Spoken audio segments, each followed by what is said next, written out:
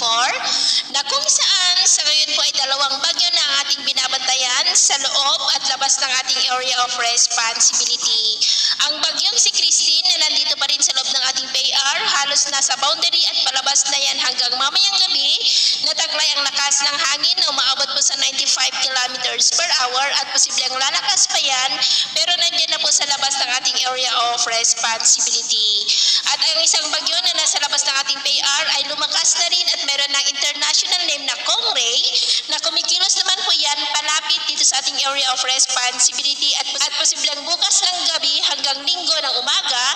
ay makapasok na yan dito sa loob ng ating area of responsibility at tatawagin sa local name na Bagyong Leon na banta po dito sa Luzon, kaya patuloy po natin nababantayan ang development yan at pagkalampas ng Bagyong si Leon ay malakas naman na bugso ng amihan ang sasalubong po sa unang linggo ng Nobyembre. At ito naman po ay pinapakita ng forecast model natin po ang ginagamit hanggang po sa susunod na 2 linggo. At sa lagay ng ating panahon ngayong hapon ay muulap ang kalangitan with isolated rains dyan po sa may Kabisayaan, Mindanao, Mimaropa, Bicol Region, Metro Manila, Central Luzon, ilang bahagi ng Northern Luzon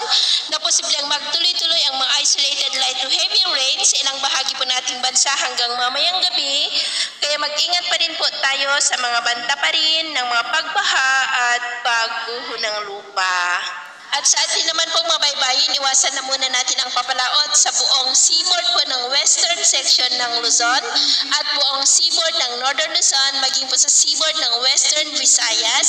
dahil ang mga alon dyan ay posible pa rin na aabot po hanggang sa 5 to 8 meters height. Kaya hanggat maaari ay iwasan na muna natin ang papalaot dyan sa mga may kulay pula para mas makaiwas